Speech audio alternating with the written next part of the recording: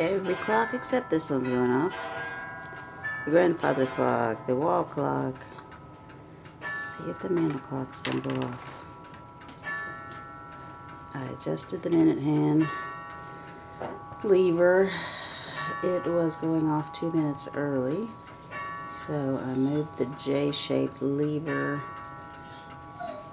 and made the J a little bit tighter, moved it up so that it would go off a little bit later. So I'm waiting to see when it's going to go off.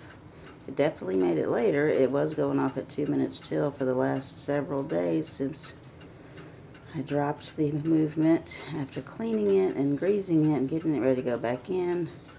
I was going to test it, and it fell off my test stand because all I've got is a cuckoo clock test stand, so it didn't sit in there securely.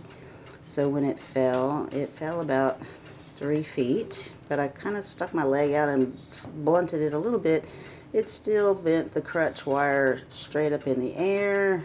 The pendulum and suspension spring were just gone. I had to find them.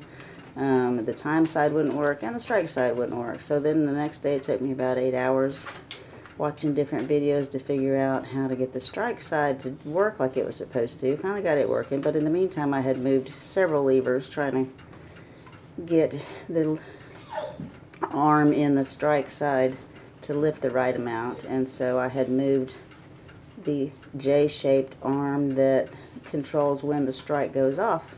So it was going off 2 minutes early. I didn't move it super far. I didn't move it super far this time, but it's now 3 minutes late and it hasn't gone off yet. So I will have to bend it back down a little bit.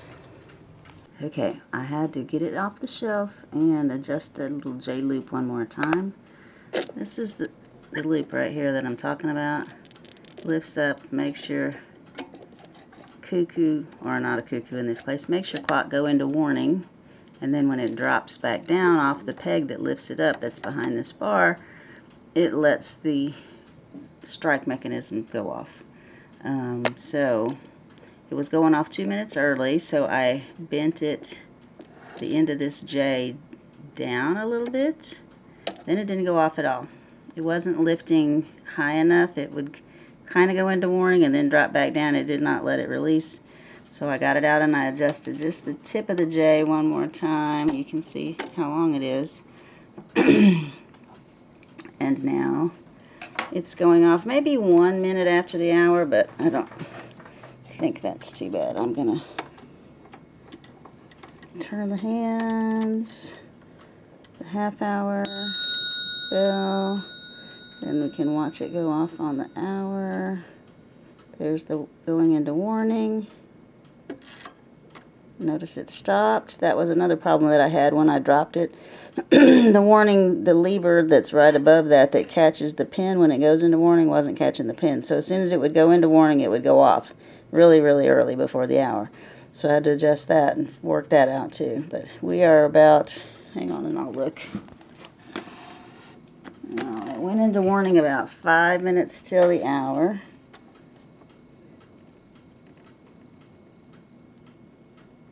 And now it went off.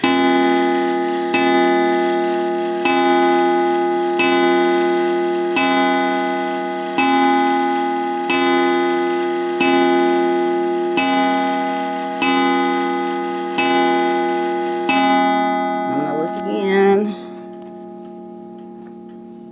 It is about 1 minute after, and so I'm going to be happy with that. I can't keep dinking with it because when you do, the opposite of good is better. When you try to make it better. Hope y'all enjoyed this. Thanks. Couldn't help myself. My OCD kicked in, so I had to tweak it just a little bit more and see what would happen. So I believe I've got it going off right at the hour. This is one of those adjustments you can't really take it out of the movement and do. You really need to have the face of the clock there to compare with. So we're going to give it a try. Ding for the half hour. Just a hair early. Not bad.